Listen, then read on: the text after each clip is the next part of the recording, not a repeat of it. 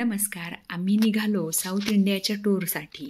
इथे सर्व बॅगा पॅक करून झालेल्या आहेत. आता मुलांनी सर्व बॅगा गाडीमध्ये ठेवून घेतलेल्या आहेत आणि नंतर छोटं राहिलं सामान मी गाडीमध्ये ठेवून घेत आहे.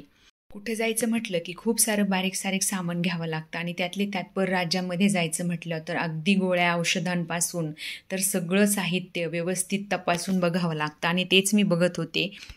इथे बाहेर बसून सामान लावता येत नव्हतं म्हणून मी नंतर आतमध्ये मांडे घालून सामान लावलं आणि नंतर मग आम्ही पुढे निघालो.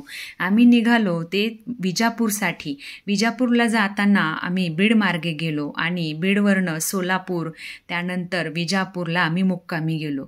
आमच्या गावापासून विजापूरला जायला आम्हाला साधारण 8.5 तास लागले. आम्हाला रात्री जाण्यासाठी 11:30 वाजलेले होते, परंतु तरीही आम्हाला तिथे खूप छान हॉटेल भेटलं आणि मग आम्ही तिथे मुक्काम केला.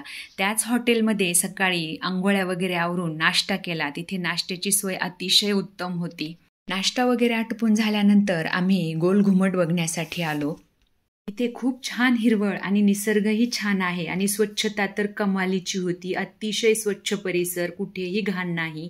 तुम्ही इथे बघू शकता.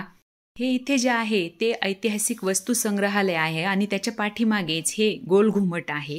हे गोल घुमटमध्ये जाण्यासाठी खूप उंच चढावं लागतं, म्हणजेच 7 मजली आहे. गोल घुमट चढून गेल्यानंतर वरती असा नजारा दिसतो. ती जाण्यासाठी खूप अरुंद पायऱ्या आहेत आणि खूप अंधार आहे, त्यामुळे खूप जपून चालावं लागतं. अशा प्रकारे वरतून खाली येतानाचा मी हा व्हिडिओ केलेला आहे. गोल घुमट चढून गेल्यानंतर खूप थकवा आला होता म्हणून म्हटलं खाली थोडी विश्रांती घेऊया. मग थोडेसे फोटो काढले आणि आम्ही पुढे प्रवासाला निघालो. तुम्हाला माझा ब्लॉग कसा वाटला तो मला कमेंटमध्ये नक्की सांगा आणि भेटूया पुढच्या ब्लॉगमध्ये. धन्यवाद.